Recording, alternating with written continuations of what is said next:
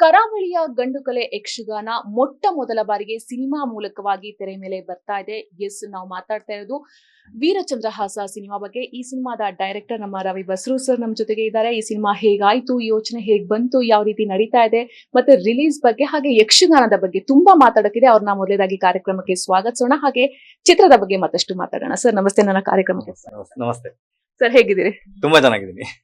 ಆಧುನಿಕತೆ ಅತ್ತ ಎಷ್ಟೇ ಒಲವು ಹೋದ್ರೂ ಕೂಡ ಯಕ್ಷಗಾನ ಅನ್ನೋ ಕಲೆಗೆ ಒಂದ್ ಕಡಿಮೆ ಆಗಿಲ್ಲ. ಅದ್ರ ಬಗ್ಗೆ ನೀವೇನ್ ಹೇಳ್ತೀರಾ? ಇದು ಯಕ್ಷಗಾನದ ಗಟ್ಟಿತನ. ಅದ್ರ ಜೊತೆಗೆ ಯಕ್ಷಗಾನವನ್ನ ಒಂದು ಕಣ್ಣಿಗೆ ಹೊತ್ಕೊಂಡು ಅದನ್ನ ಪ್ರೀತಿಸುವಂತ ಬಳಗ, ಅದನ್ನ ಪೂಜಿಸುವಂತ ಬಳಗ, ಏನು ಯಕ್ಷಗಾನ ಮಾಡಿಸೋದ್ರ ಮೂಲಕ, ಯಕ್ಷಗಾನವನ್ನ ನೋಡೋದ್ರ ಮೂಲಕ ಅದ್ರದ್ದೊಂದು ಬಳಗವೇ ಇರೋದಕ್ಕೋಸ್ಕರ ಇವತ್ತಿನ ತನಕ ಅದು ಗಟ್ಟಿಯಾಗಿ ಉಳಿದಿದೆ ಅಂತ ಹೇಳಕ್ಕೆ ಇಷ್ಟಪಡ್ತೀನಿ. ಸರ್, ಕರಾವಳಿಗಷ್ಟೇ ಸೀಮಿತವಾಗಿತ್ತು ಯಕ್ಷಗಾನ. ಈಗ ಒಂದು ಸಿನಿಮಾ ಮೂಲಕವಾಗಿ ಇಡೀ ಕರ್ನಾಟಕಕ್ಕೆ, ಇಡೀ ವಿಶ್ವಕ್ಕೆ ಪರಿಚಯ ಮಾಡುವಂತಹ ಒಂದು ಪ್ರಯತ್ನವನ್ನ ನೀವು ಮಾಡ್ತಾ ಇದ್ದೀರಾ. ಸೊ ಈ ಪ್ರಯತ್ನದ ದಾರಿಯಲ್ಲಿ ಯಾವ ರೀತಿ ನಿಮ್ಮ ಪ್ರಾಸೆಸಿಂಗ್ ಎಲ್ಲ ನಡೀತು, ಹೇಗೆಲ್ಲ ನೀವು ಚಿತ್ರದ ಬಗ್ಗೆ ನೀವು ಯೋಚನೆ ಮಾಡಿದ್ರಿ, ಪ್ಲಾನಿಂಗ್ ಎಲ್ಲ ಯಾವ ತರ ಇತ್ತು? ಎಲ್ಲರಿಗೂ ಗೊತ್ತಿರೋ ತರದ ಇದೊಂದು 12 ವರ್ಷದ ಸುದೀರ್ಘ ಕನಸು. ಆ ಸಮಯದಲ್ಲಿ ಆ ನಾಲೆಡ್ಜ್ಗಳು ಸಾಕಾಗಿಲ್ಲ ನಮ್ಗೆ, ಅದನ್ನ ಮಾಡಕ್ಕಾಗಿಲ್ಲ. ಬಟ್ ಕಾಲ ಈಗ ಕೂಡಿ ಬಂತ ಅಂತ ಅನ್ಕೊಂತೀನಿ. ಎಲ್ಲರ ಸಹಕಾರ, ತಂಡದವರ ಸಹಕಾರ, ಅದ್ರ ಜೊತೆಗೆ ಯಕ್ಷ ಕಲಾವಿದರ ಅದ್ರ ಜೊತೆಗೆ ಬೆನ್ನೆಲುಬಾಗಿ ನಿಂತ ಜನರು ಎಲ್ಲವೂ ಅದಾಗೆ ಕೂಡಿ ಬಂತು ಅಂತ ಅನ್ಕೊಂತೀನಿ. ಬಹುಶಃ ಆ ಕಾಲಘಟ್ಟದಿಂದ ಈ ಕಾಲಘಟ್ಟ ತನಕ ಆ ಕನಸನ್ನ ಕ್ಯಾರಿ ಮಾಡ್ಕೊಂಡ್ಬಂದು ಇದು 2025ರಲ್ಲಿ ಅದು ಬೆಳಕಿಗೆ ಬರಬೇಕು ಅಂತ ಬರ್ದಿತ್ತು. ಯಕ್ಷಗಾನವೇ ಎಲ್ಲವನ್ನ ನಮ್ಮಿಂದ ಮಾಡಿಸ್ಕೊಂತು. ಎಲ್ಲವೂ ಅದಾಗೇ ನಡೀತು. ಒಂದು ಹೊಸ ಪ್ರಯತ್ನ. ಅದ್ರ ಜೊತೆಗೆ ಇದು ಸಿನಿಮಾ ಅನ್ನೋದಕ್ಕಿಂತ ಮುಖ್ಯ, ಒಬ್ಬ ಕರ್ನಾಟಕದವನಾಗಿ, ಕನ್ನಡದವನಾಗಿ, ಕರಾವಳಿ ಭಾಗದವನಾಗಿ ಕಲೆಯನ್ನ ಜನರಿಗೆ ಪರಿಚಯ ಮಾಡಿಸ್ಬೇಕು. ಈ ಅದ್ಭುತವಾದಂತ ಯಕ್ಷಗಾನವನ್ನ ಪ್ರಪಂಚ ನೋಡೋ ತರ ಆಗ್ಬೇಕು ಅಂತ ನಮ್ಮ ಆಸೆ. ಆ ದಿಕ್ಕಿನಲ್ಲಿ ಇದೊಂದು ಅದ್ಭುತವಾದ ಪ್ರಯತ್ನ ಮಾಡಿದಂತ ಒಂದು ನೆಮ್ಮದಿ ನಮಗಿದೆ. ಸರ್, ನಮ್ಮ ಚಿತ್ರರಂಗದಲ್ಲಿ ಎಕ್ಸ್ಪೆರಿಮೆಂಟಲ್ ಮೂವೀಸ್ಗೆ ಕಡಿಮೆ ಇಲ್ಲ. ತುಂಬಾ ಒಂದೊಂದು ಹೊಸ ಹೊಸ ಯೋಜನೆಗಳನ್ನ ಇಟ್ಕೊಂಡು, ಎಕ್ಸ್ಪೆರಿಮೆಂಟ್ಸ್ ಇಟ್ಕೊಂಡು ಮೂವಿನ ಮಾಡ್ತಾರೆ. ಬಟ್ ಯಾರು ಒಂದು ಆಲೋಚನೆ ಮಾಡಿರಲಿಲ್ಲ ಈ ತರ ಯಕ್ಷಗಾನನೇ ಕಂಪ್ಲೀಟ್ ಆಗಿ ಒಂದು ಮೂವಿ ತಗೊಂಡ್ ಬರ್ಬೇಕು ಅಂತಂದು. ಸೊ ಆ ಆಲೋಚನೆ ಹೆಂಗ್ ಬಂತು ನಿಮ್ಗೆ ಅಂತ? ಬಹುಶಃ ಇದು ಚಿಕ್ಕ ವಯಸ್ಸಿನಿಂದ ಅದು ಕ್ರಿಯೇಟ್ ಆಗಿದ್ದಂತ ಅನ್ಕೊಂತೆ. ಯಾಕಂದ್ರೆ ಯಕ್ಷಗಾನವನ್ನು ನೋಡಿದವಾಗ ಅವರು ಆಡುವಂತ ಮಾತುಗಾರಿಕೆಯಲ್ಲಿ ಒಂದಿಷ್ಟು ಕಲ್ಪನೆಗಳು ನಮ್ಗೆ ಹುಡ್ತಾ ಇತ್ತು. ಆ ಕಲ್ಪನೆಗಳ ಹುಟ್ಟಿದವಾಗ ಅದು ಹೀಗಿರ್ಬಹುದು, ಈಗ ಬಂದಿದ್ದೇನೆ ರಾಜರ ಆಸ್ಥಾನಕ್ಕೆ ಅಂತ ಹೇಳ್ತಾನೆ, ಹೇಳಿದವಾಗ ಆ ಕಲ್ಪನೆ ನಮ್ಗೆ ಒಳಗಡೆ ಹುಟ್ಟುತ್ತಾ ಅವ್ರು ಮಾಡ್ತಿದ್ರು. ಓಕೆ, ಇದು ಕೆಳಗಡೆ ಈ ತರದ ರತ್ನಗಂಬಳಿಯನ್ನ ಹಾಸಿದ್ದಾರೆ, ಅವರ ರಾಜ ಆಸ್ಥಾನ ಹೀಗಿದೆ, ಆ ಬಣ್ಣನೆಯನ್ನ ಮಾಡ್ತಾ ಇದ್ರು. ಅದು ಎಲ್ಲೋ ಇಂಡೈರೆಕ್ಟ್ಲಿ ಆ ಕಣ್ಣು ಮುಚ್ಕೊಂಡಾಗ ಅದು ಕಲ್ಪನೆಗಳ ಕ್ರಿಯೇಟ್ ಆಗ್ತಾ ಇದ್ವು. ಆ ಕಲ್ಪನೆ ಕ್ರಿಯೇಟ್ ಆಗಿದ್ದು ಒಂದು ಹೊರಗಡೆ ಬರಬೇಕು ಅಂತ ಆಲೋಚನೆ ಬಂದಿದ್ದು ಅದು ದೈವಿ ಸಂಕಲ್ಪ ಅಂತ ಅನ್ಕೊಂತೆ. ಇಲ್ಲಾಂದ್ರೆ ಈ ಕಾಲಘಟ್ಟದಲ್ಲಿ ನಾನಿರುವ ಕ್ಷೇತ್ರಕ್ಕೂ ಅದಕ್ಕೂ ಅದು ಹೇಗೆ ಪ್ರೇರಣೆ ಬಂತು ನನಗೆ ಗೊತ್ತಿಲ್ಲ. 12 ವರ್ಷ ಹಿಂದೆ ಮಾಡಬೇಕು ಅಂತ ಆಲೋಚನೆ ಬಂದಿದ್ದು, ಎಲ್ಲವೂ ಆಗಿದ್ದು, ಇದೆಲ್ಲವೂ ಯಕ್ಷಗಾನದ ದೈವಿ ಕಲೆ ಒಂದು ಪ್ರೇರಣೆ. ಬಹುಶಃ ಆ ಕಾಲ ಕೂಡಿ ಬಂದಿದೆ. ಕರಾವಳಿಗರು ಇನ್ನೊಂದು ಹೆಜ್ಜೆ, ಕಾಂತಾರದ ಮೂಲಕ ನಿಮ್ಗೆಲ್ಲರಿಗೂ ಗೊತ್ತಿರೋ ಹಾಗೆ ಒಂದು ನಮ್ಮ ಭೂತಕೋಲದ ಟಾಪಿಕ್ ಆಗಿರ್ಬೋದು, ನಮ್ಮ ದೈವಿ ಕಲೆಯ ಟಾಪಿಕ್ಗಳು ಹೇಗೆ ಹೊರಗೆ ಬಂತು, ಬಹುಶಃ ಇನ್ನೊಂದು ಪರ್ವಕಾಲ ಕರಾವಳಿಗೆ, ನಮ್ಮ ಕರ್ನಾಟಕದ ಕಲೆಗೆ. ಖಂಡಿತವಾಗ್ಲೂ ಜನ ಇದನ್ನ ನೋಡಿದವಾಗ ಯಕ್ಷಗಾನವನ್ನ ಪುನಃ ಎಣಿಸ್ಕೊಳ್ತಾರೆ. ಅದ್ರ ಜೊತೆಗೆ ಇದರ ವೈಭವವನ್ನ ಕಣ್ತುಂಬಿಕೊಳ್ಳುವಂತ ಕಾಲ ಇದೇ ಏಪ್ರಿಲ್ 18ಕ್ಕೆ ಬಂದಿದೆ. ಸೊ ಯಕ್ಷಗಾನ ಪ್ರಸಂಗವನ್ನ ನಾವು ನೋಡಿದೀವಿ, ಸ್ಟೇಜ್ ಮೇಲೆ ನೋಡಿದೀವಿ. ಒಂದ್ ಪ್ಲಾಟ್ಫಾರ್ಮ್ ಇದೆ, ಅಷ್ಟಕ್ಕೆ ಮಾತ್ರ ಸೀಮಿತವಾಗಿರುವಂತದ್ದು. ಸೊ ನೀವ್ ಅದನ್ನ ಮೂವಿಗೆ, ಇವಾಗ ನಾವು ರಾಜರ ಆಸ್ಥಾನಕ್ಕೆ ಹೋಗ್ಬೇಕು ಅಂತಂದ್ರೆ ಅಲ್ಲೇ ಇರತ್ತೆ, ಅಲ್ಲೇ ಬರ್ತಾರೆ. ಬಟ್ ಮೂವಿಲ್ ಅಂದ್ರೆ ನೀವು ಅದನ್ನ ತೋರಿಸ್ಬೇಕು. ರಾಜರ ಆಸ್ಥಾನಕ್ಕೆ ಹೋಗೋದು, ಯುದ್ಧ ಅಂದ್ರೆ ಅಲ್ಲೇ ಆಗತ್ತೆ, ನೀವು ಅದನ್ನ ಯುದ್ಧ ಮಾಡಿ ತೋರಿಸ್ಬೇಕಾಗತ್ತೆ. ಸೊ ಇದು ವಿಜುವಲೈಸೇಷನ್ ಅಲ್ಲಿ ಹೇಳ್ತಾ ಬಂದ್ರೆ ಯಾವ ತರ ನೀವು ಅದಕ್ಕೆ ವರ್ಕೌಟ್ ಮಾಡಿದ್ರಿ ಅಂತ? ತುಂಬಾ ಟಫ್ ಇತ್ತು ನಮಗೆ. ಅಂದ್ರೆ ಇದು ಕಷ್ಟ ಅನ್ನೋದಕ್ಕಿಂತ ನಾವು ಅದನ್ನ ಆಲ್ರೆಡಿ ಮೊದಲೇ ನಾವು ಪ್ರಿಪೇರ್ ಆಗಿದ್ವಿ. ತುಂಬಾ ಫೇಸ್ ಮಾಡುವಂತ ಸಮಸ್ಯೆಗಳು ಇದ್ರಲ್ಲಿ ಖಂಡಿತ ಬರುತ್ತೆ ಅಂತ. ಯಾಕಂದ್ರೆ ನಾವೊಂದು ಕೆಲವೊಂದು ಸನ್ನಿವೇಶಗಳಲ್ಲಿ 400-500 ವೇಷಗಳನ್ನ ನಾವು ಅಡ್ಜಸ್ಟ್ ಮಾಡ್ಲಿಕ್ಕೆ ನಮ್ಮ ನಾಗರಾಜ್ ಅಣ್ಣ ಆಗಿರ್ಲಿ, ನವೀನ್ ಅಣ್ಣ ಆಗಿರ್ಲಿ, ಇವರಿಬ್ರು ಪಟ್ಟಂತ ಹರಸಾಹಸ. ಅದ್ರ ಜೊತೆಗೆ ಅದಕ್ಕೆ ಅವರ ಮಾತಿಗೆ ಹೋಗೊಟ್ಟು ಬಂದಂತ ಯಕ್ಷಗಾನ ಕಲಾವಿದರ ಬಳಗ, ಇದು ಮಿರಾಕಲ್. ನಮ್ಮ ಖುಷಿ ಏನಂದ್ರೆ ಇದು ನನ್ನ ಕಾಲಾವಧಿಯಲ್ಲಿ ನನ್ನ ಕೈಯಿಂದ ಆಯ್ತಲ್ಲ ಅಂತ ಒಂದು ಖುಷಿ. ಇದಕ್ಕೆ ನಾನು ಒಂದು ದಾರಿ ಆದ್ನಲ್ಲ, ನನಗೂ ಒಂದು ಅವಕಾಶ ಸಿಕ್ತಲ್ಲ ಅಂತ ರಾಮನ ಸೇತುವೆಯಲ್ಲಿ ಅಳಿಲಿಗೆ ಒಂದು ಏನು ಮರಳು ಹಾಕ್ಲಿಕ್ಕೆ ಒಂದು ಅವಕಾಶ ಸಿಕ್ಕದಂಗೆ ಯಕ್ಷಗಾನದಿಂದ ಇವತ್ತಿಗೆ ಏನಾದ್ರೂ ನಾನು ಹಂತದ ಸಂಗೀತ ನಿರ್ದೇಶಕನಾಗಿ ಒಂದಿಷ್ಟು ಗುರುತಿಸ್ಕೊಳ್ತಾ ಇದ್ದೀನಿ ನಾನು ಹೇಳಿದ್ರೆ ಅದೆಲ್ಲದೂ ಕ್ರೆಡಿಟ್ 100ಕ್ಕೆ 200% ಕ್ರೆಡಿಟ್ ಯಕ್ಷಗಾನದಕ್ಕೆ ಸೇರುತ್ತೆ. ಅದ್ರಲ್ಲಿ ಅಲ್ಲಿನ ಭಾಗವತಿಗೆ ಸೇರುತ್ತೆ, ಅಲ್ಲಿನ ಹಿಮ್ಮೇಳಕ್ಕೆ ಸೇರುತ್ತೆ, ಆ ಮಾತುಗಾರಿಕೆಗೆ ಸೇರುತ್ತೆ. ಇಲ್ಲಾಂದ್ರೆ ಈ ಮಟ್ಟದ ಒಂದು AI ನನ್ನ ಒಳಗಡೆ ಕ್ರಿಯೇಟ್ ಆಗ್ಲಿಕ್ಕೆ ಸಾಧ್ಯವೇ ಇಲ್ಲ. ಸಂಗೀತದ ಬಗ್ಗೆ ಜ್ಞಾನವಿಲ್ಲದೆ ಸಂಗೀತ ನಿರ್ದೇಶಕನಾಗಿ ನಿಮ್ಗೆಲ್ಲರಿಗೂ ಸಂಗೀತವನ್ನು ಕೊಡ್ತಾ ಇದ್ದೀನಲ್ಲ, ಇದೆಲ್ಲವೂ ಅಲ್ಲಿಂದ ಬಂದಂತ ನೀರು, ಪರಿಶುದ್ಧವಾದಂತ ಜಲವನ್ನ ನನ್ನ ಮೂಲಕ ನಿಮ್ಗೆ ಕೊಡುವಂತ ದಾರಿ ಆಯ್ತಲ್ಲ ಅಂತ ನನ್ಗೆ ಖುಷಿ. ಇದೊಂದು ವಿಭಿನ್ನ ಪ್ರಯತ್ನ. ಸಿನಿಮಾ ಅಂತ ನಾವು ನೋಡಿಲ್ಲ ಇದನ್ನ. ನಮ್ಮ ಜವಾಬ್ದಾರಿ ನಮ್ಮ ಕಲೆಯನ್ನ ಕರಾವಳಿ ಭಾಗಕ್ಕೆ ಸೀಮಿತ ಅಂತ ಎಲ್ಲರೂ ಅನ್ಕೊಂಡಿದ್ದಾರೆ. ಯಕ್ಷಗಾನವನ್ನ ಎಲ್ಲೋ ನೀವು ಬೋರ್ಡಲ್ಲೋ ಕರ್ನಾಟಕದ ಯಾವ್ದಾರ ಒಂದು ರೆಪ್ರೆಸೆಂಟ್ ಬೋರ್ಡ್ ಇದ್ದಿದ್ರೆ ಅಲ್ಲೆಲ್ಲ ಯಕ್ಷಗಾನ ವೇಷಗಳು ಹಿಂಗ್ ನಿಂತಿರುತ್ತೆ. ಇಲ್ಲಾಂದ್ರೆ ಯಾವ್ದೋ ಆಡ್ ಅಲ್ಲೋ ಯಾವ್ದೋ ನಮ್ಮ ಕನ್ನಡ ಸಿನಿಮಾಗಳಲ್ಲಿ ಹಿಂಭಾಗದಲ್ಲೋ ಈ ತರ ಅದನ್ನ ಬಳಸಿದ್ದಾರೆ. ಬಟ್ ಪರಿಪೂರ್ಣವಾಗಿ ಯಕ್ಷಗಾನವನ್ನೇ ಯಕ್ಷಗಾನಮಯವಾಗಿ ನೋಡುವಂತ ಪ್ರಯತ್ನ ನಡೆದಿಲ್ಲ. ಇದು ಯಾಕೆ ನಡಿಬೇಕಿತ್ತು ಅಂತ ಹೇಳಿದ್ರೆ ಯಕ್ಷಗಾನವನ್ನ ಸರ್ಕಾರಕ್ಕೆ ಪರಿಚಯಿಸುವಂತ ಕೆಲಸ ನನ್ನಿಂದ ಆಗ್ಬೇಕಂತ ನಾನು ಅನ್ಕೊಂಡಿದ್ದೆ. ಅದ್ರ ಜೊತೆಗೆ ಅಲ್ಲಿ ಇರುವಂತ ಸಣ್ಣ ಪುಟ್ಟ ಸಮಸ್ಯೆಗಳು, ಅವರಿಗೆ ಬೇಕಾಗುವಂತ ಸವಲತ್ತುಗಳನ್ನ ಗೌರ್ಮೆಂಟ್ ಕಡೆಗೆ ನಾನು ಅಪ್ರೋಚ್ ಆಗ್ಬೇಕನ್ನ ಹೇಳಿದ್ರೆ ನನಗೆ ಬೇರೆ ದಾರಿ ಕಾಣಲಿಲ್ಲ. ಈ ತರದೊಂದು ಪ್ರಯೋಗದ ಮೂಲಕ ಸರ್ಕಾರವನ್ನ ಅಪ್ರೋಚ್ ಆಗಿ ಅದ್ರ ಮೂಲಕ ಅವರಿಗಿರುವಂತ ಕೆಲವೊಂದು ಏನು ಕುಂದುಕೊರತೆಗಳನ್ನ ನೀಗಿಸುವಂತ ಕೆಲಸಗಳು ಆಗ್ಬೇಕು.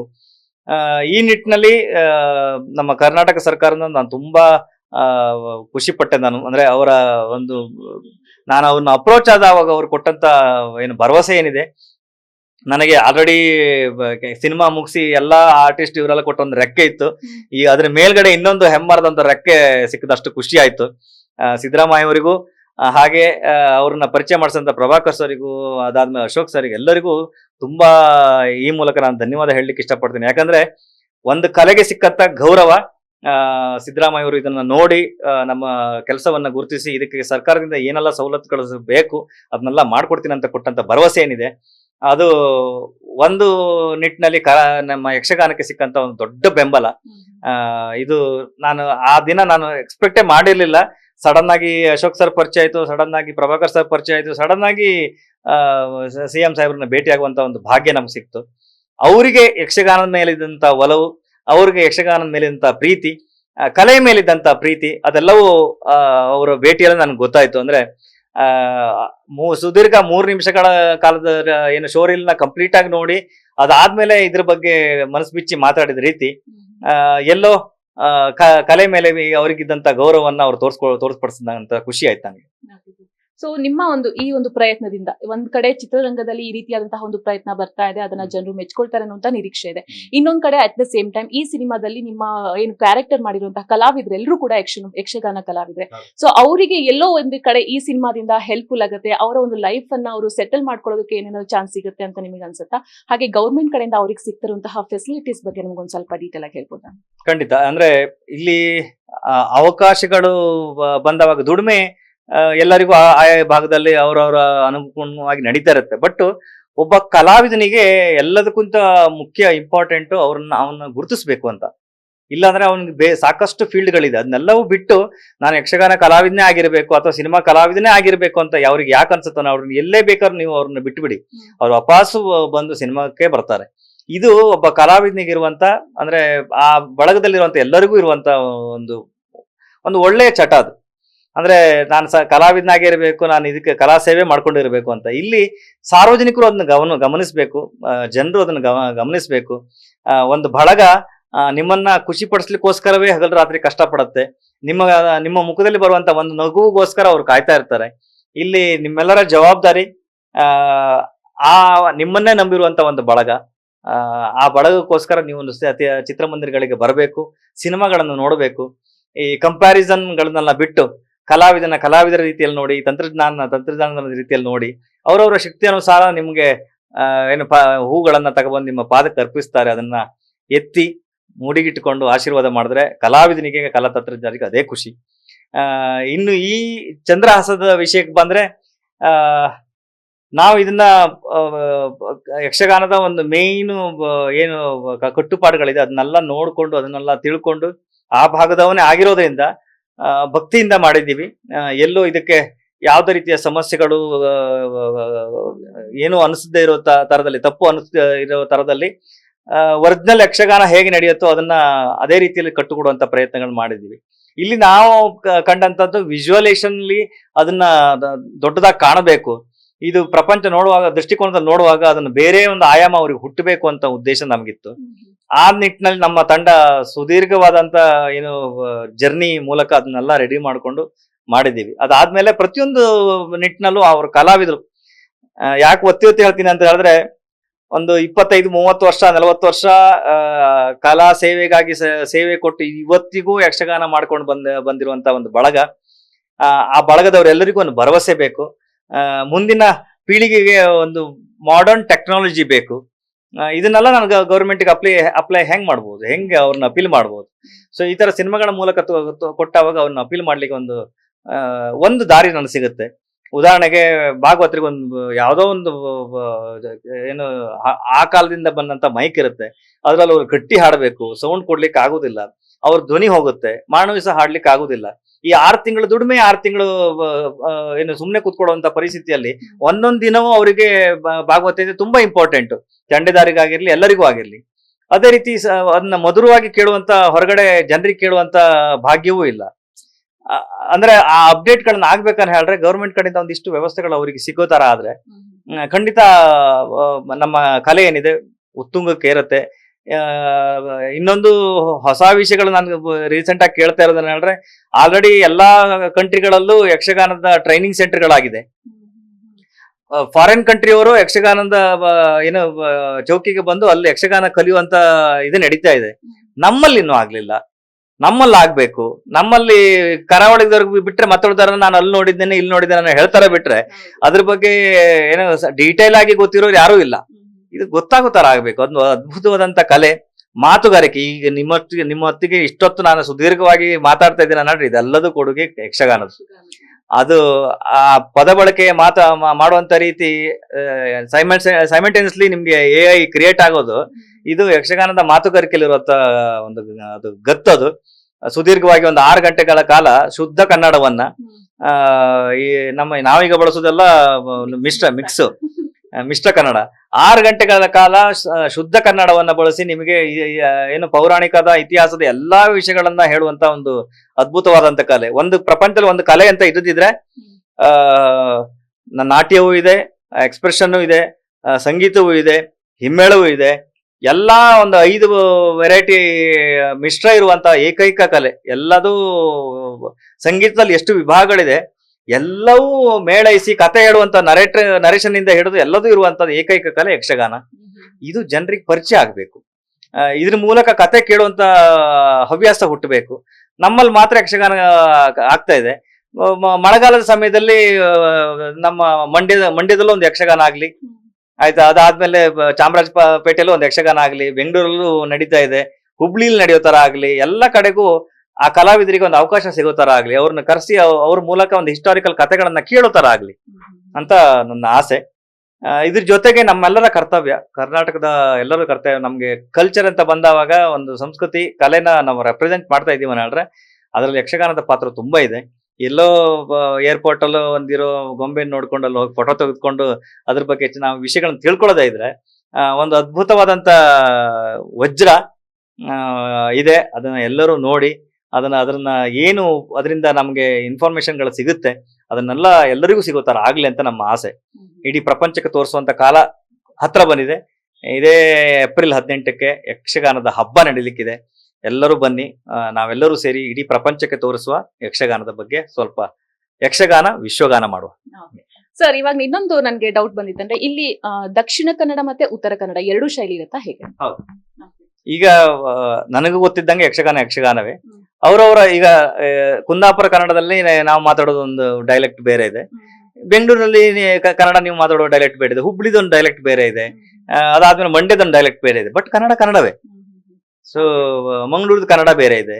ಸೊ ಇದೇ ರೀತಿ ಯಕ್ಷಗಾನದಲ್ಲೂ ತೆಂಕು ಬಡಗು ಇದೆ. ಅದೇ ಕಥೆಗಳನ್ನ ಅವ್ರು ಹೇಳುವಂತ ವಿಧಾನಗಳು ಬೇರೆ ಇದೆ, ಇವ್ರು ಹೇಳುವಂತ ವಿಧಾನಗಳು ಬೇರೆ ಇದೆ, ಅವರ ವೇಷಭೂಷಣಗಳು ಬೇರೆ ಇದೆ, ಇವ್ರ ವೇಷಭೂಷಣಗಳು ಬೇರೆ ಇದೆ, ಕತೆ ಒಂದೇ.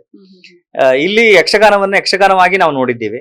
ಅದಾದ್ಮೇಲೆ ಎರಡೂ ಕಡೆಯ ಭಾಗವತರಿದ್ದಾರೆ, ಎರಡೂ ಕಡೆಯ ಚಂಡೇದಾರರಿದ್ದಾರೆ, ವೇಷಭೂಷಣಗಳಿದೆ, ಎಲ್ಲವನ್ನು ನಾವು ಸಮ್ಮಿಶ್ರ ಮೇಳೈಸಿ ಯಕ್ಷಗಾನದ ಬ್ಯೂಟಿ ಅದು. ಅದನ್ನ ಜನರಿಗೆ ತೋರಿಸ್ಬೇಕಷ್ಟೇ. ಇಲ್ಲಿ ಆ ಡಿಫ್ರೆನ್ಸ್ಗಳನ್ನ ನಾನ್ ನೋಡಿಲ್ಲ ಇಲ್ಲಿ ತನಕನು. ಇಬ್ರು ಕಲಾ ಸೇವೆಯಲ್ಲೇ ನಿರತರಾಗಿರು, ಇಬ್ರು ಸರಸ್ವತಿಗೆ ಪುತ್ರರೇ, ಇಬ್ರು ಅವ್ರವ್ರ ಸೇವೆಗಳನ್ನ ಕೊಡ್ತಾ ಇದ್ದಾರೆ. ನಮ್ಮ ಕೆಲಸ ಇದನ್ನ ರೆಕಗ್ನೈಸ್ ಮಾಡಿ ಪ್ರಪಂಚಕ್ಕೆ ತಲುಪಿಸುವಂತದ್ದು. ಆ ಭಾಗ್ಯ ಸೌಭಾಗ್ಯ ನನಗೆ ಸಿಕ್ಕಿತ್ತಂತ ನಾನು ಖುಷಿ ಪಡ್ತಾ ಇದ್ದೆ. ಇದೆಲ್ಲ ಒಂದ್ ಕಡೆ ಆದ್ರೆ, ಇನ್ನೊಂದ್ ಕಡೆ ನಿಮ್ಮ ಡೈರೆಕ್ಷನ್ ಬಂದಿರುವಂತಹ ಮೂವೀಸ್ ನ ನೋಡ್ತಾ ಹೋದ್ರೆ ಇದು ತುಂಬಾ ಡಿಫ್ರೆಂಟ್, ಜಾನರು ಡಿಫ್ರೆಂಟ್ ಇದೆ, ಮತ್ತೆ ಕಾನ್ಸೆಪ್ಟು ಡಿಫ್ರೆಂಟ್ ಇದೆ. ಸೊ ನಿರ್ದೇಶಕ, ಮ್ಯೂಸಿಕ್ ಡೈರೆಕ್ಟರ್ ಆಗಿ ನೀವು ನಮ್ಮನ್ನು ಎಷ್ಟು ಮೋಡಿ ಮಾಡಿದ್ರೆ ಅಂತ ಎಲ್ರಿಗೂ ಗೊತ್ತಿರುವಂತದ್ದು. ಸೊ ಅದ್ರ ಬಗ್ಗೆ ಎರಡು ಮಾತಿಲ್ಲ. ಈಗ ಸಿನಿಮಾ ನಿರ್ದೇಶಕರಾಗಿ ನಿಮ್ಮನ್ನ ನೀವು ಪ್ರೂವ್ ಮಾಡ್ಕೊಳ್ಳೋದಕ್ಕೆ ಇದೊಂದು ದೊಡ್ಡ ಒಂದು ವೇದಿಕೆ ಅಥವಾ ದೊಡ್ಡ ಒಂದು ಆಪರ್ಚುನಿಟಿ ಅಂತ ನಿಮಗೆ ಅನ್ಸುತ್ತಾ ಅಂತ? ಒಂದು ವಿಷಯ ಹೇಳ್ಬೇಕಂದ್ರೆ, ನಾನು ನಿರ್ದೇಶಕನಾಗಿ ಮುಂದುವರಿಬೇಕಂತ ನನಗೆ ಆಸೆ ಇಲ್ಲ. ವರ್ಷಕ್ಕೊಂದು ಸಿನಿಮಾ ಮಾಡುವಂತ ಹವ್ಯಾಸ. ಆ ಹವ್ಯಾಸವು ಏನಕ್ಕಂತ ಹೇಳಿದ್ರೆ, ಕೆರೆಯ ನೀರನ್ನ ಕೆರೆಗೆ ಚೆಲ್ಲಿ ಅನ್ನುವಂತ ಒಂದು ನಿಟ್ಟಿನಲ್ಲಿ ನಾನು ಬದುಕ್ತಾ ಇದ್ದೀನಿ. ಪ್ರತಿ ವರ್ಷ ಸಂಗೀತ ಕ್ಷೇತ್ರದಲ್ಲಿ ದುಡಿತಾ ಇದ್ದೀನಿ. ಆ ದುಡ್ದನ್ನ ರೈಟ್ ವೇಯಲ್ಲಿ ಕಳಿಬೇಕು. ಒಂದು ಸಿನಿಮಾ ಆಗೋದ್ರಿಂದ ಹತ್ರ 3,500-4,000 ಜನ ಬದುಕ್ತಾರೆ, ಕುಟುಂಬಗಳು ಬದುಕುತ್ತೆ. ಆ 4,000 ಕುಟುಂಬಗಳಿಗೆ ನಾನು ಯಾಕೆ ದಾರಿ ಆಗ್ಬಾರ್ದು ಅನ್ನೋ ಒಂದು ದಿಕ್ಕಿನಲ್ಲಿ ವರ್ಷಕ್ಕೊಂದು ಸಿನಿಮಾಗಳ ಮಾಡುವಂತ ಹವ್ಯಾಸ ಇಟ್ಕೊಂಡಿದ್ದೀನಿ. ಅದು ಪ್ರಾಫಿಟ್ ಆಗಿ ಬರುತ್ತೋ ಅಥವಾ ಅದು ಆವರೇಜ್ ಆಗಿ ಹೋಗುತ್ತೋ, ಈ ಆಂಗಲ್ ಅಲ್ಲಿ ಪ್ರತಿಫಲಾಪೇಕ್ಷೆ ಇಲ್ಲದೆ ನನ್ನ 5 ಸಿನಿಮಾಗಳು ನಡೆದಿದೆ. ಇದು ನನ್ನ 6ನೇ ಸಿನಿಮಾ. ಎಲ್ಲೂ ನಾನು ಏನು ನಿರ್ದೇಶಕನಾಗಿ ಗಟ್ಟಿಯಾಗಿ ನಿಲ್ಲಬೇಕು ಆ ದಿಕ್ಕಲ್ಲಿ ಇದ್ದಿದ್ರೆ ಖಂಡಿತ ಈ ಸಿನಿಮಾಕ್ಕೆ ಹಾಕಿದಂತ ಬಜೆಟ್ ಅಲ್ಲಿ 3 ಕಮರ್ಷಿಯಲ್ ಸಿನಿಮಾ ಮಾಡ್ತಾ ಇದ್ದೆ ನಾನು. ನಿರ್ದೇಶಕನಾಗೇ ನಾನು ಮುಂದುವರಿಬೇಕು. ನನ್ನ ಎಲ್ಲಾ ಸಿನಿಮಾಗಳು, ನೀವು ಹಿಂದಿನ ಎಲ್ಲಾ ಸಿನಿಮಾಗಳನ್ನ ನೋಡ್ತಾ ಬಂದ್ರೆ, ನಮ್ಮ ಕಲ್ಚರು, ನಮ್ಮ ಈಗ ಇರುವಂತ ಪರಿಸ್ಥಿತಿಗಳು ಈ ದಿಕ್ಕಿನಲ್ಲೇ ನಾನು ಸಿನಿಮಾಗಳನ್ನ ಮಾಡಿದ್ದೀನಿ ಬಿಟ್ರೆ ಯಾವ ಕಮರ್ಷಿಯಲ್ ಆಂಗಲ್ ಇಟ್ಕೊಂಡು ಸಿನಿಮಾಗಳನ್ನ ಮಾಡಿಲ್ಲ. ಎಲ್ಲದರಲ್ಲೂ ಒಂದು ಎಮೋಷನಲ್ ಕಥೆನ ಹೇಳಕ್ ಕೊಟ್ಟಿದ್ದೀನಿ, ಮೊದಲನೇ ಸಿನಿಮಾದಿಂದ ಇಲ್ಲಿ ಸಿನಿಮಾ ತನಕ. ಸೊ ನೀವು ಕಮರ್ಷಿಯಲ್ ಆಂಗಲ್ ಅಂತ ಹೇಳಿದಕ್ಕೆ ನಾ ಕೇಳ್ತಾ ಇದ್ದೀನಿ. ಇವಾಗ ಕಮರ್ಷಿಯಲ್ ಸಿನಿಮಾ ಮಾಡೋದಕ್ಕೆ ಅದರದ್ದೇ ಆದಂತಹ ಒಂದಿಷ್ಟು ಚಾಲೆಂಜಸ್ ಇರುತ್ತೆ. ಈ ತರ ಒಂದು ಕಥೆಗಳನ್ನ ಇಟ್ಕೊಂಡು ಸಿನಿಮಾ ಮಾಡೋದಕ್ಕೆ ಅದರದ್ದೇ ಆದಂತಹ ಚಾಲೆಂಜಸ್ ಇರುತ್ತೆ. ಸೊ ನೀವು ಈ ಸಿನಿಮಾಗೆ ಏನೆಲ್ಲ ಚಾಲೆಂಜಸ್ ನ ಫೇಸ್ ಮಾಡ್ಬೇಕಾಯ್ತು, ಅದನ್ನ ಹೇಗೆ ಓವರ್ಕಮ್ ಮಾಡಿದ್ರಿ ಅಂತ? ಚಾಲೆಂಜಸ್ ಅಂದ್ರೆ ಮೇನ್ಲಿ ಆರ್ಟಿಸ್ಟ್ಗಳನ್ನ ಹೊಂದೋದು, ಅದಾದ್ಮೇಲೆ ಎಲ್ಲರನ್ನೂ ಸೆಟ್ಟಲ್ಲಿ ನಿಲ್ಸ್ಕೊಳ್ಳೋದು. ಆ ವೇಷಕ್ಕೆ 1 hour 2 hour ಇರೋದೇ ಹೆಚ್ಚು. ಪಾಪ ಎಲ್ಲರೂ ಬಂದು ಸಂಜೆ 6 ಗಂಟೆಯಿಂದ ಬೆಳಿಗ್ಗೆ 6 ಗಂಟೆ ತನಕ ಸೆಟ್ಟಲ್ಲಿ ನಿಲ್ತಾ ಇದ್ರು. ಮಧ್ಯಾಹ್ನಕ್ಕೆ ಬಂದು ರಿಹರ್ಸಲ್ ಇರ್ತಾ ಇತ್ತು. 4 ಗಂಟೆಗೆ ವೇಷ ಹಾಕಿದ್ರೆ 6 ಗಂಟೆಗೆ ಸೆಟ್ಟಿಗೆ ಬಂದು ಬೆಳಿಗ್ಗೆ 6 ಗಂಟೆ ತನಕ ಇರೋದು ಆಟದ ಮಾತಲ್ಲ. ಅವರೆಲ್ಲರಿಗೂ ಆ ಅವರ ಪೇಷನ್ಸಿಗೆ ನಾನು ಇಲ್ಲಿಂದ ಒಂದು ನಮಸ್ಕಾರ ಕೊಡ್ತೀನಿ. ಯಾಕಂದ್ರೆ ಪ್ರತಿಯೊಬ್ಬರು ಜೂನಿಯರ್ ಆರ್ಟಿಸ್ಟ್ನ ಹಿಡಿದು ಮುಖ್ಯ ಆರ್ಟಿಸ್ಟ್ಗಳಿಂದ ಹಿಡಿದು ಎಲ್ಲರೂ ಅವರವರ ಪೇಷನ್ಸ್ ಅಲ್ಲಿ ಅವರು ಆ ಹದ್ದನ್ನ ಮೀರದೆ ಇದೊಂದು ಏನೋ ನಡೀತಿದೆ ಭಗವಂತನ ದಯೆಯಿಂದ, ಇದಕ್ಕೆ ಒಂದು ನಾವು ಸಹಕಾರಿ ಆಗಿರ್ಬೇಕು ಅಂತ ಪ್ರತಿಯೊಬ್ಬರು ಸಾಥ್ ಕೊಟ್ಟಿದ್ದಾರೆ. ಇಲ್ಲಿ ಅವರೆಲ್ಲರ ಏನೋ ಎಫರ್ಟ್ ಇಲ್ಲದೆ ಇದಾಗ್ಲಿಕ್ಕೆ ಸಾಧ್ಯವೇ ಇಲ್ಲ. ಒಂದು ಕೆಲವೊಂದು ಸನ್ನಿವೇಶ ನಾವು ಇನ್ನೂ ಎಣಿಸ್ಕೊಳ್ಬೇಕಂದ್ರೆ, ಬೆಳಿಗ್ಗೆ 7 ಗಂಟೆಗೆ ನಾವು ಸೆಟ್ ವರ್ಕ್ ಮಾಡ್ಕೊಂಡು ಶೂಟ್ ಪ್ಲಾನ್ ಹಾಕೊಂಡಿದ್ವಿ. ಹಿಂದಿನ ದಿವಸ ಪಾಪ ಪ್ರತಿದಿನ ಅವರಿಗೆ 6 ಗಂಟೆ, ಸಂಜೆ 6 ಗಂಟೆಯಿಂದ ಬೆಳಿಗ್ಗೆ 6 ಗಂಟೆ ತನಕ ಅವ್ರದ್ದು ಇರೋದು ಯಕ್ಷಗಾನ. ಬೆಳಿಗ್ಗೆ ಹೊತ್ತು ನಿದ್ದೆ ಮಾಡ್ಬೇಕು ಅವರು. ಆ ನಿದ್ದೆಲ್ಲೂ ಅವರು ಅಲ್ಲಿಂದ ಊರಿಂದ ಕಾರ್ ಬಿಟ್ಕೊಂಡು ಬೆಂಗಳೂರಿಗೆ ಬಂದಿದ್ರು ನಮ್ಮ ಸೆಟ್ಟಿಗೆ. ಬೆಳಿಗ್ಗೆ 7 ಗಂಟೆಗೆ ಫಸ್ಟ್ ಶಾಟ್ ಏನಿದೆ ಅದನ್ನ ಮುಗಿಸಿ 9:15 ಮತ್ತೆ ಪುನಃ ಇಲ್ಲಿಂದ ಹೊರಟು ಮತ್ತೆ ಪುನಃ ಸಾಗರದಲ್ಲಿ ಏನು ಯಕ್ಷಗಾನಕ್ಕೆ ಹೋದಂತ ಸನ್ನಿವೇಶಗಳಿದೆ. ಆ ಥರದ್ದು ತುಂಬಾ ಇದೆ. ಅಂದ್ರೆ ನಿದ್ದೆ ಇಲ್ದಂಗೂ ಬಂದು ಇದೊಂದೇನೋ ಸೇವೆ ನಡೀತಾ ಇದೆ, ಇದಕ್ಕೆ ನಾವು ಜೊತೆಯಾಗಿರ್ಬೇಕು ಅಂತ ಅವ್ರು ಕೊಟ್ಟಂತ ಸಪೋರ್ಟ್ ಏನಿದೆ, ಈ ತರ ತುಂಬಾ ಇನ್ಸಿಡೆಂಟ್ಗಳಿದೆ. ಶಿವಣ್ಣನ ಸಪೋರ್ಟ್ ಅಂತೂ ನಾವು ಮೊದಲಿಗೆ ಸಾಧ್ಯನೇ ಇಲ್ಲ. ಅದು ಒಂಥರ ನಮ್ಮ ಪಾಲಿಗೆ ಬಂದಂತ ಭಾಗ್ಯ. ಈ ಸಿನಿಮಾವನ್ನ ಪ್ರೆಸೆಂಟ್ ಮಾಡ್ಬೇಕಾದ್ರೆ ಒಂದು ಗಟ್ಟಿಯಾದ ಬಲ ಬೇಕಿತ್ತು. ಆ ಬಲಕ್ಕೆ ನಾವು ಅವ್ರನ್ನ ಅಪ್ರೋಚ್ ಆದಾಗ ಅದನ್ನು ಒಪ್ಪಿ ನಾನು ಇದ್ದೀನಿ ಜೊತೆಗೆ ಅಂತ ಹೇಳಿ ಬಂದು ಅವ್ರು ಕೊಟ್ಟಂತ ಡೇಟಿಗೆ ಕರೆಕ್ಟಾಗಿ ಬಂದು ನಮಗೆ ಸಿನಿಮಾ ಶೂಟ್ ಮುಗಿಸಿಕೊಟ್ಟು, ಇವೆಲ್ಲವೂ ನಾವೇನೋ ಮಾಡಿದ್ದೀವಿ ಅಂತ ಅನ್ನೋದಕ್ಕಿಂತ ಇಂಪಾರ್ಟೆಂಟು ಅವರ ಏನು ಯಕ್ಷಗಾನದ ಮೇಲೆ ಅವರಿಗಿದ್ದಂಥ ಗೌರವ, ಅದ್ರ ಬಗ್ಗೆ ಸ್ಟಡಿ ಮಾಡಿಕೊಂಡು ಇಡೀ ದಿನ ಬೆಳಿಗ್ಗೆ ಬಂದವರು ಸಂಜೆ ತನಕ ಏನೂ ತಿಂದಂಗೆ ಬರೇ ಲಿಕ್ವಿಡಲ್ಲಿ ಏನು ಯಕ್ಷಗಾನ ಪರ್ಫಾರ್ಮೆನ್ಸ್ನೆಲ್ಲ ಕೊಟ್ಟು ಅದಾದ್ಮೇಲೆ ವೇಷಕ್ಕೆ ತೆಗೆದಾದ್ಮೇಲೆ ಊಟ ಮಾಡಿದ್ರು ಅವರು. ಆ ಆರೋಗ್ಯ ಸ್ಥಿತಿ ಸರಿ ಇಲ್ದಾವಾಗಲೂ ಅವರು ಆ ಡೆಡಿಕೇಶನ್, ಅದ್ರ ಜೊತೆಗೆ ಅವರ ಎನರ್ಜಿ, ಇಡೀ ಸೆಟ್ಟನ್ನ ಆ ಮಟ್ಟಕ್ಕೆ ಗ್ರಿಪ್ಪಲ್ಲಿ ಇಟ್ಕೊಂಡಿದ್ರು ಅವರು. ಪ್ರತಿಯೊಬ್ಬರಿಗೂ ಏನು ಅವ್ರು ಮಾಡ್ತಾ ಇಲ್ವಾ, ಅವ್ರು ನೀನು ಸಪೋರ್ಟ್ ಕೊಡ್ತಾ ಇಲ್ವಾ, ನೀನು ಸಪೋರ್ಟ್ ಕೊಡ್ಬೇಕಲ್ವಾ, ನಿಂತ್ಕೊಳ್ಬೇಕು ನೀವು ಅಂತ ಹೇಳಿ ಅವರೆಲ್ಲರಿಗೂ ಹುರಿದುಂಬಿಸಿ ಆ ಟೇಕ್ ಅಂದ್ರೆ ನಂಬರ್ ಆಫ್ ಟೇಕ್ಸ್ ಅನ್ನ ತಗೊಂಡಿದ್ವಿ ನಾವು. ಇದೆಲ್ಲವೂ ನೋಡಿದವಾಗ ನಮ್ಗೆ ಒಳಗಡೆ ಅನ್ಸಿತ್ತು Shivanna is equal to Shivanna ಅಷ್ಟೇ. ಅದ್ರ ಪಕ್ಕದಲ್ಲಿ ಮತ್ತೆ ಇನ್ಯಾರು ಬರ್ಲಿಕ್ಕೆ ಸಾಧ್ಯ ಇಲ್ಲ ಅವರ ಎನರ್ಜಿಗೆ. ತುಂಬಾ ನಮ್ಮ ಯಕ್ಷಗಾನದ ಈ ಜರ್ನಿಗೆ ತುಂಬಾ ಬಲ ತಂದು ಕೊಟ್ಟವರು. ಈ ಮೂಲಕ ಇನ್ನೊಂದು ಅವ್ರಿಗೆ ಹೇಳಲಿಕ್ಕೆ ಇಷ್ಟಪಡ್ತೀನಿ, ಅಂದ್ರೆ ಜನರಿಗೆ ನಮ್ಗೆ ಇಷ್ಟೊಂದು ಸಪೋರ್ಟ್ ಕೊಟ್ಟವರು ಅವರು. ಅವರ ಮಗಳ ಸಿನಿಮಾ ಇದೇ 24ನೇ ತಾರೀಕಿಗೆ ಅವರ ಏನೋ ಫಸ್ಟ್ ಪ್ರೊಡಕ್ಷನ್ ಅವರ ಮಗಳದ್ದು ನಿವೇದಿತಾ ಅವರದ್ದು, ಅದು 24ಕ್ಕೆ ರಿಲೀಸ್ ಆಗ್ತಾ ಇದೆ. ಫೈರ್ ಫ್ಲೈ ಆ ಸಿನಿಮಾಕ್ಕೂ ಖಂಡಿತವಾಗೂ ಸಪೋರ್ಟ್ ಕೊಡಬೇಕು ಜನರು. ಎಲ್ಲ ಸಿನಿಮಾಗಳಿಗೂ, ಬರುವಂತ ಎಲ್ಲಾ ಕನ್ನಡ ಸಿನಿಮಾಗಳಿಗೂ ಸಪೋರ್ಟ್ ಕೊಡಿ. 24ಕ್ಕೆ ಆ ಸಿನಿಮಾ ರಿಲೀಸ್ ಆಗ್ತಾ ಇದೆ, ಅದಕ್ಕೂ ನೀವು ಸಪೋರ್ಟ್ ಕೊಡ್ಬೇಕಂತ ಕೇಳ್ತೀನಿ. ಅದ್ರ ಜೊತೆಗೆ ನೋಡಿ, ಅವ್ರ ದೊಡ್ಡ ಗುಣ ನೋಡಿ, ನಿಂತ ನೀರಾಗ್ಲಿಲ್ಲ, ಅವ್ರು ಹರಿಯೋ ನೀರಾಗಿದ್ದಾರೆ. ಸೊ ಸಿನಿಮಾ ಆಯ್ತು, ಆಕ್ಟಿಂಗ್ ಆಯ್ತು, ನಾನು ಮುಗೀತು ಅಂತ ಇಲ್ಲ. ಅವ್ರು ನೋಡಿ ಮಕ್ಕಳನ್ನ ಇದಕ್ಕೆ ತೊಡಗಿಸ್ಕೊಳ್ಳೋಕೆ ರೀತಿಯಲ್ಲಿ ಮಾಡ್ಕೊಂಡಿದ್ದಾರೆ. ಇದು ಅವ್ರ ಒಳಗಡೆ ಇರುವಂತಹ ದೊಡ್ಡತನ. ಗೀತಮ್ಮ ಅವ್ರು ಮಾತಾಡಿದಾಗ ಗೊತ್ತಾಗುತ್ತೆ, ಪ್ರತಿಯೊಬ್ಬರನ್ನ ಬೆಳೆಸುವಂತ ಗುಣ ಅವರಲ್ಲಿ ಬಹುಶಃ ಅದು ಹುಟ್ಟಿನಿಂದ ಬಂದಿದೆ. ಸೊ ದೇವ್ರು ಒಳ್ಳೇದ್ ಮಾಡ್ಲಿ. ಆ ಮಾಲಿಂಗೇಶ್ವರ ಅದ್ರ ಜೊತೆಗೆ ಆಣೆಗುಡ್ಡಿ ಮಹಾಗಣಪತಿ ಅವರಿಗೆ ಎಲ್ಲಾ ಶಕ್ತಿಗಳನ್ನ ಕೊಡ್ಲಿ ಅಂತ ಹೇಳಲಿಕ್ಕೆ ಇಷ್ಟಪಡ್ತೀನಿ. ಶಿವಣ್ಣನ ಬಗ್ಗೆ ಇನ್ನೊಂದು ಹೇಳ್ಬೇಕು ಅಂತಂದ್ರೆ, ಅವರು ಮಾಡದೇ ಇರುವಂತಹ ಪಾತ್ರಗಳು ಯಾವ್ದು ಇರ್ಲಿಲ್ಲ. ಬಟ್ ಇದೊಂದು ಉಳಿದಿತ್ತು ಅವರಿಗೆ ಪಾತ್ರ ಮಾಡೋದು, ಈ ತರದೊಂದು ಪಾತ್ರ ಮಾಡ್ಬೇಕು ಅಂತ. ಸಂಕ್ರಾಂತಿ ಹಬ್ಬಕ್ಕೆ ಅವ್ರದ್ದೊಂದು ಫಸ್ಟ್ ಪೋಸ್ಟರ್ ರಿಲೀಸ್ ಆಗುತ್ತೆ. ನಮ್ಗೆಲ್ಲರಿಗೂ ಲಿಟ್ರಲಿ ಶಾಕ್ ಆಯ್ತು, ಶಿವಣ್ಣ ಈ ತರ ಕ್ಯಾರೆಕ್ಟರ್ ಮಾಡ್ತಿದಾರ ಅಂತಂದು. ಒಂದ್ ಸುಳಿವು ಬಿಟ್ಕೊಡ್ಲಿಲ್ವಲ್ಲ ನೀವು ಅಂತ. ಇಲ್ಲ, ನಾವು ಮೊದ್ಲೇ ಮಾತಾಡ್ಕೊಂಡಿದ್ವಿ. ಅದಾದ್ಮೇಲೆ ನನ್ನ ಎಲ್ಲಾ ಸಿನಿಮಾ ಚಿತ್ರೀಕರಣ ಮುಗ್ದಾದ್ಮೇಲೆ ಅದ್ರ ಪ್ರಚಾರ ಮಾಡ್ಬೇಕು ಅಂತ ನಾವು ಮೊದ್ಲಿಂದು ಎಲ್ಲಾ ಸಿನಿಮಾಗಳು ಹಾಗೆ. ಸಿನಿಮಾ ಚಿತ್ರೀಕರಣ ಪೆಂಡಿಂಗ್ ಇಟ್ಕೊಂಡು ನಾವು ಮಾಡಿದ್ರೆ ಅದೇನೋ ಮತ್ತು ಮಾಡುವಂತ ಏನಾರು ಅವಘಡಗಳು ಬರುತ್ತೇನೋ ಅಂತ ಭಯ ಒಳಗೆ. ಹಾಗಾಗಿ ಪ್ರತಿ ಸಿನಿಮಾವು ಇವನ್ ಶಿವಣ್ಣ ಹತ್ರ ಮಾತಾಡ್ತಾನೆ, ಇದು ನಾವೆಲ್ಲೂ ಪೋಸ್ಟ್ ಗಿಸ್ಟ್ ಏನು ಬಿಡಲ್ಲ, ಇದ್ರದೆಲ್ಲ ಮುಗ್ದಾದ್ಮೇಲೆ ನಿಮ್ಗೆ ಅಪ್ಡೇಟ್ ಕೊಟ್ಟು ನಾವು ಪೋಸ್ಟ್ ಬಿಡ್ತೇವೆ ಅಂತ. ಅವರು ಕೂಡ ಎಲ್ಲೂ ಅದನ್ನ ಬಿಟ್ಕೊಡ್ಲಿಲ್ಲ, ಅದು ಅವ್ರ ದೊಡ್ಡ ಗುಣ. ಹಾಗಾಗಿ ಒಂದು ಸರ್ಪ್ರೈಸ್ ಎಲಿಮೆಂಟ್ ತರನೇ ಜನರಿಗೆ ಹೋಗ್ಬೇಕು ಅಂತ ನಾವು ಅನ್ಕೊಂಡಿದ್ದು, ಅದೇ ರೀತಿ ಅದು ಕ್ರಿಯೇಟ್ ಆಯ್ತು. ಸೊ ಶಿವಣ್ಣ ಅವ್ರ ಪೋಸ್ಟರ್ ರಿಲೀಸ್ ಆಗುತ್ತೆ. ಅದಾದ್ಮೇಲೆ ಗರುಡ ರಾಮ್ ಅವ್ರದ್ದು ಬರುತ್ತೆ. ಅದಾದ್ಮೇಲೆ ಚಂದನ್ ಶೆಟ್ಟಿ ಅವರು ನಿಮ್ಮ ತಂಡಕ್ಕೆ ಸೇರ್ಕೊಂಡಿದ್ದಾರೆ ಅಂತ ಒಂದು ಸುದ್ದಿ ಬರುತ್ತೆ. ಚಿತ್ರರಂಗದಲ್ಲಿ ಮತ್ ಯಾರ್ಯಾರೆಲ್ಲ ಈ ಸಿನಿಮಾದಲ್ಲಿ ಇದಾರೆ ಅಂತ ಒಂದು ಕ್ಯೂರಿಯಾಸಿಟಿ. ನಮ್ಮ ಅಂದ್ರ ತುಂಬಾ ವರ್ಷದ ಒಂದು ಸ್ನೇಹಿತರ ಬಳಗ ಇದು. ಹಾಗಾಗಿ ನಾನು ಕೇಳಿದವಾಗ ಅವರು ಇಲ್ಲ ಅಂತ ಹೇಳಲ್ಲ ಅಂತ ಒಂದು ಭರವಸೆ ಒಳಗಡೆ. ಚಂದನ್ ಅವರು ನಾವು ಅಂದ್ರೆ ಬಿಗಿನಿಂಗ್ ಸ್ಟೇಜ್ ಇಂದ ಒಂದು ಸ್ಟ್ರಗಲಿಂಗ್ ಪೀರಿಯಡ್ ಇಂದ ಜೊತೆಗಿದ್ದವ್ರು. ಹಾಗಾಗಿ ಮೇರಾ ನಂಬರ್ ಕಬ್ಬಾಯಾಗ ಅಂತ ನಾವು ಆವಾಗಿಂದ ಮಾತಾಡ್ಕೊಂಡ್ ಬಂದವರು. ಹಾಗಾಗಿ ಅವ್ರದ್ದು ಈ ತರ ಇದೆ, ಒಂದು ಗೆಸ್ಟ್ ಪ್ರೆಸ್ ಆಗಿ ಆಸ್ ಎ ಸ್ನೇಹಿತನಾಗಿ ನೀವು ಮಾಡ್ಕೊಡ್ಬೇಕು ಅಂತ ಹೇಳಿದವಾಗ ಏನು ಎಕ್ಸ್ಟ್ರಾ ಮಾತಾಡ್ಲಿಲ್ಲ, ಮಾಡ್ಕೊಡ್ತೀನಿ ಅಂತ ಹೇಳಿ ಬಂದ್ರು, ಪರ್ಫಾರ್ಮ್ ಮಾಡಿದ್ರು. ಅವರಾಗಿರ್ಲಿ, ನಮ್ಮ ಪುನೀತ್ ರುದ್ರನಾಗ್ ಆಗಿರ್ಲಿ, ಅದಾದ್ಮೇಲೆ ಗರುಡರಾಮ್ ಅವರು ಆಗಿರ್ಲಿ, ಅದಾದ್ಮೇಲೆ ಪ್ರಣವ್ ಸೂರ್ಯ ಅಂತ ನಮ್ಮ ಸ್ನೇಹಿತರು ಇನ್ನೊಬ್ರು, ಇವರೆಲ್ಲರೂ ಅಂದ್ರೆ ನನ್ನ ಜರ್ನಿಯಲ್ಲಿ ಲಾಂಗ್ ಟೈಮ್ ಇಂದ ಬಂದವರು. ಹಾಗಾಗಿ ಅವ್ರ ಹತ್ರ ಕೇಳಿದವಾಗ ನಂಗೆ ಎಂಡಲ್ಲಿ ಒಂದು ಸಣ್ಣ ಕ್ಯಾಮಿಯೋ ಬೇಕಿತ್ತು ಕತೆಗೆ ಅನುಗುಣವಾಗಿ. ಅವರೆಲ್ಲರೂ ಮಾಡ್ಕೊಟ್ರು, ನನಗದು ತುಂಬಾ ಖುಷಿ ಕೊಟ್ಟಿದೆ. ನೀವ್ ಆಗ್ಲೇ ಹೇಳಿದ್ರಿ ಬೆಳಗ್ಗೆಯಿಂದ ಸಂಜೆವರೆಗೂ ಶೂಟ್ ಆಗ್ತಾ ಇತ್ತು ಅಂತ. ಬಿಕಾಸ್ ಇವಾಗ ಯಕ್ಷಗಾನ ಆಗಿರೋದ್ರಿಂದ ಅದು ಎಷ್ಟು ಹೆವಿ ಇರುತ್ತೆ, ಅವ್ರ ಕಾಸ್ಟ್ಯೂಮ್ ಎಷ್ಟು ಹೆವಿ ಇರುತ್ತೆ, ಅವ್ರಿಗೆ ಅದನ್ನ ತಡ್ಕೊಳೋದಕ್ಕೂ ಆಗ್ತಾರಲ್ಲ. ಈ ಕಡೆ ಶಿವಣ್ಣ ಅವರು ಟ್ರೀಟ್ಮೆಂಟ್ ಕೂಡ ಆ ಟೈಮಲ್ಲಿ ತಗೊಳ್ತಾ ಇದ್ರು ಕೂಡ. ಸೊ ಇದೆಲ್ಲ ಹೆಂಗ್ ಮ್ಯಾನೇಜ್ ಆಯ್ತು ಅವ್ರಿಗೆ? ಅಷ್ಟೊಂದು ಹೆವಿ ಕಾಸ್ಟ್ಯೂಮ್ ಹಾಕೊಂಡು ಕೂಡ ಅವ್ರ ಕಡೆಯಿಂದ ಒಂದು ಆಕ್ಟಿಂಗ್ ತೆಗೆಸ್ಕೋಬೇಕು ಅಂದ್ರೆ. ಖಂಡಿತ ಆಕ್ಟಿಂಗ್ ನಾವು ತೆಗೆಸ್ಕೊಳ್ಳೋದಂತೆಲ್ಲ ಅದು ಆಲ್ರೆಡಿ ಅದು ಬಿಲ್ಟ್ ಇನ್ ಬಂದಿದೆ. ಒಂದು 30-35 kg ಇಟ್ಕೊಂಡು ಅವರು ಅದನ್ನ ನಿಭಾಯಿಸಿದಾರ ಹೇಳಿದ್ರೆ ಅದು ಅವ್ರ strength, personal strength, will power. ಅದಾದ್ಮೇಲೆ ಈಗ ಅವರು ಎಲ್ಲ ಗುಣಮುಖವಾಗಿ ಬಂದಿರುವಂತದ್ದು ಅದು ಅವ್ರ ವಿಲ್ ಪವರ್. ಅಷ್ಟು ಸುಲಭದ ಮಾತಲ್ಲ. ಆ ವಿಲ್ ಪವರ್ ಇಂದಲೇ ಅವರು ಈ ಮಟ್ಟದ ಎಲ್ಲಾ ಸಕ್ಸಸ್ಗಳನ್ನ ಅವ್ರನ್ನ ಕಂಡಿರೋದು ಅವ್ರ ವಿಲ್ ಪವರ್ ಇಂದಲೇ.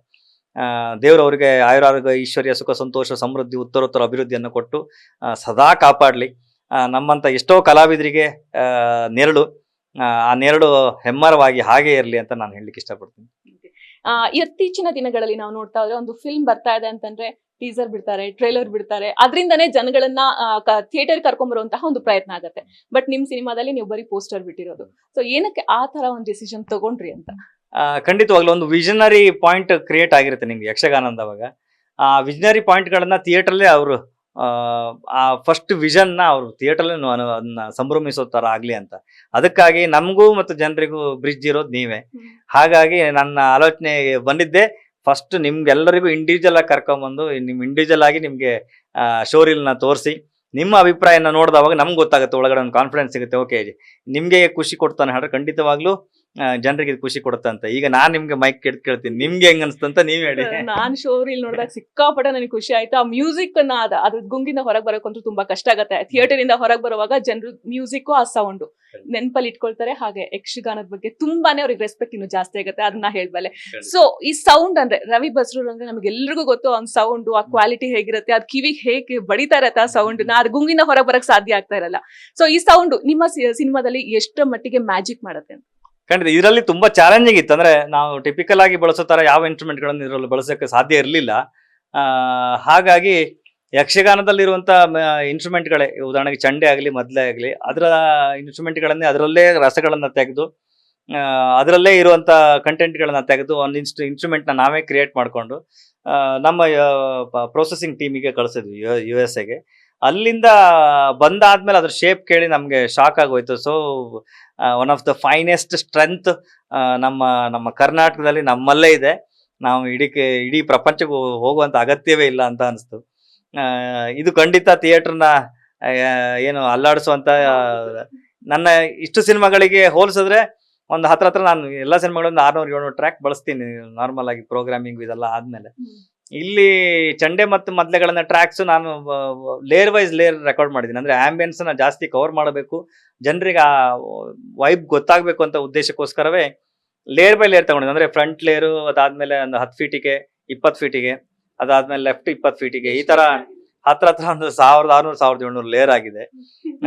ಯಕ್ಷಗಾನ ಚಂಡೆ ವಾದಕರು ಮದ್ಲೆ ವಾದಕರು ನಮ್ಗೊಂದು ಹೊಡೆದಿಲ್ಲ ಅಷ್ಟೇ. ಎಂತಾಣೆ ಅದನ್ನೇ ಬಾರಿಸ್ತಿತ್ತಲ್ಲ ನಾಳೆ ಅವರಿಗೆ. ನಾನ್ ಥಿಂಕ್ ಮಾಡ್ತಿದ್ದ ಇಮ್ಯಾಜಿನೇಷನ್ ಅವ್ರಿಗೆ ಗೊತ್ತಿರ್ಲಿಲ್ಲ. ಸೊ ಯಾವಾಗ ಫಸ್ಟ್ ಸೌಂಡ್ ನೀವು ಕೇಳಿದ್ರಲ್ಲ, ಅದನ್ನ ಅವ್ರಿಗೆ ಕೇಳ್ದವಾಗ ಅವರೆಲ್ಲರೂ ಕೈ ಮುಗಿದ್ಬಿಟ್ರು. ಸೊ ಇಲ್ಲಿ ನನ್ನ ಜವಾಬ್ದಾರಿ ನಮ್ಮ ಕಲ್ಚರ್ನ ಒಂದು ದೊಡ್ಡ ಮಟ್ಟಕ್ಕೆ ಅದನ್ನ ಪ್ರೆಸೆಂಟ್ ಮಾಡಬೇಕು. ಇಂಟರ್ನ್ಯಾಷನಲ್ ಲೆವೆಲ್ಗೆ ಅದು ಹೋದಾವಾಗ ಅದ್ರ ತೂಕ ಈಕ್ವಲ್ ಆಗಿರ್ಬೇಕು. ಅವ್ರು ನೋಡ್ದವರು ಕೇಳಿದವರು ಪ್ರತಿಯೊಬ್ಬರು ಅದ್ರ ಬಗ್ಗೆ ಗಮನ ಹರಿಸೋ ತರ ಆಗ್ಬೇಕು, ಮನ್ನಣೆ ಪಡಿಬೇಕು. ನಮ್ಮ ಕರ್ನಾಟಕದ ಒಂದು ರೂರಲ್ ಕಲ್ಚರ್, ಈ ಮಟ್ಟದ ತಾಕತ್ತಿರುವಂತ ಕಲ್ಚರ್ ಇಡೀ ಪ್ರಪಂಚಕ್ಕೆ ಅದು ತಿಳಿಪಡಿಸ್ಬೇಕು ಅಂತ ನನ್ನ ಆಸೆ. ಆ ದಿಕ್ಕಿನಲ್ಲಿ ಒಂದು ಹಂತದ ಅಚೀವ್ಮೆಂಟ್ ಆಗಿದೆ.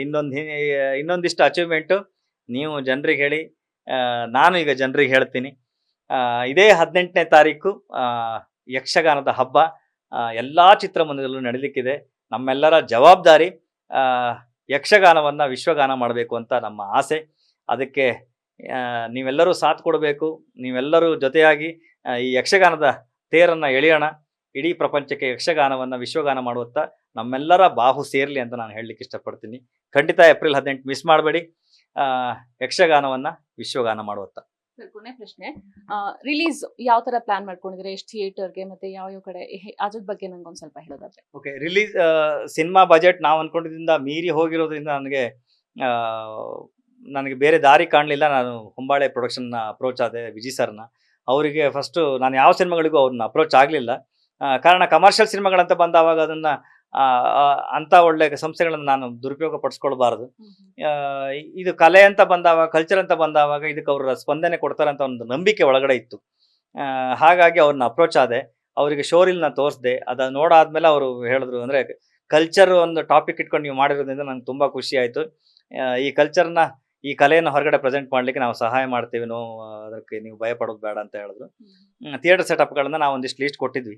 ಅಂದ್ರೆ ಬಿಗಿನಿಂಗಿಗೆ ದೊಡ್ಡ ಮಟ್ಟದ ಪ್ರಮಾಣದ ಥಿಯೇಟರ್ ಸೆಟಪ್ ಇಲ್ದಂಗೆ ಚಿಕ್ಕ ಪ್ರಮಾಣದಲ್ಲಿ ಬೆಂಗಳೂರಿಗೆ ಒಂದು 30-35 ಥಿಯೇಟ್ರು, ಸರೌಂಡಿಂಗ್ ನಮ್ಮ ಆಲ್ ಓವರ್ ಕರ್ನಾಟಕ ಒಂದು 30-35 ಥಿಯೇಟ್ರು, ಒಂದು 70-75 ಥಿಯೇಟರ್ಗಳನ್ನ ಕವರ್ ಮಾಡಿಕೊಂಡು ಅದಾದ್ಮೇಲೆ ಜನರ ಅಭಿಪ್ರಾಯಗಳನ್ನ ನೋಡಿ ಆದ್ಮೇಲೆ ಮತ್ತೆ ಮುಂದುವರಿಸಿ ಅಂತ ಹೇಳಿ ಅವರು ಅದೇ ದಿಕ್ಕಲ್ಲಿ ಇದ್ದಾರೆ. ಇಷ್ಟೊತ್ತು ನಮ್ಮ ಜೊತೆಗೆ ಮಾತಾಡಿದ್ರಿ. ಹಾಗೆ ನೀವೆಷ್ಟು ನಿರೀಕ್ಷೆ ಮಾಡಿದಿರಲ್ಲ, ಆದ್ರೆ 3 ಪಟ್ಟು ನಿಮ್ಮ ಸಿನಿಮಾ ಹಿಟ್ ಆಗ್ಲಿ ಅಂತ ನಾವು ಕೂಡ ಆಶಿಸ್ತೀವಿ. Thank you so much. Yakshagana ಇದು ನಮ್ಮೆಲ್ಲರ ಜವಾಬ್ದಾರಿ ಅಂತ ಹೇಳಲಿಕ್ಕೆ ಇಷ್ಟಪಡ್ತೆ. ಪದೇ ಅದನ್ನ ಹೇಳ್ತೀನಿ. ಏನಕ್ಕೆಂದ್ರೆ ಇದೊಂದು ಪರ್ವಕಾಲ. ಬಹುಶಃ ಭಗವಂತನ ಪ್ರೇರಣೆ ನನಗಾಯ್ತು ಏನೋ ಗೊತ್ತಿಲ್ಲ. ನಾನು ಈ ಸಿನಿಮಾನ ಕೈಗೆತ್ಕೊಂಡಿದ್ದು ಶಕ್ತಿ ಮೀರಿದ ಪ್ರಯತ್ನ. ನನ್ನ ಜೀವಮಾನದ ಅಷ್ಟು ಸಂಪಾದನೆಯನ್ನು ಇದಕ್ಕೆ ಹಾಕಿದ್ದೇನೆ. ಪ್ರತಿಫಲಾಪೇಕ್ಷೆ ಇಟ್ಟು ಹಾಕಿದ್ದಲ್ಲ, ನನ್ನ ಜವಾಬ್ದಾರಿ ನಮ್ಮ ಕಲೆಯನ್ನ ಜನರಿಗೆ ತಲುಪಿಸ್ಬೇಕು ಅಂತ. ಹಾಗಾಗಿ ನಿಮ್ಮೆಲ್ಲರ ಶುಭ ಹಾರೈಕೆ, ಆಶೀರ್ವಾದ. ನೀವು ಫಸ್ಟ್ ಬಂದು ಸಿನಿಮಾವನ್ನು ನೋಡಿ, ಅದಾದ ನಂತರ ನಿಮ್ಮ ಅಕ್ಕಪಕ್ಕದವರಿಗೆ ಸಿನಿಮಾ ಬಗ್ಗೆ ತಿಳಿಸಿ ಈ ಸಿನಿಮಾ ನೋಡುವ ಮೂಲಕ ಇಡೀ ಪ್ರಪಂಚಕ್ಕೆ ಯಕ್ಷಗಾನವನ್ನ ಪರಿಚಯ ಮಾಡಿಸೋಣ ಅಂತ ಹೇಳ್ತೀನಿ. ಎಸ್, ಇದಾಗಿತ್ತು ರವಿ ಬಸ್ರೂರ್ ಅವರ ಮಾತು. ವೀರಚಂದ್ರಹಾಸ ಇದೆ 18ನೇ ತಾರೀಕು ರಿಲೀಸ್ ಆಗ್ತಾ ಇದೆ. ಸಿನಿಮಾನ ಥಿಯೇಟರ್ ನಲ್ಲೇ ನೋಡಿ. ಕ್ಯಾಮರಾ ಪರ್ಸನ್ ಗಿರೀಶ್ ಜೊತೆ ವೈದೇಹಿ ವಾಟಿ, ವಿಶ್ವವಾಣಿ ಟಿವಿ ಸ್ಪೆಷಲ್, ಬೆಂಗಳೂರು.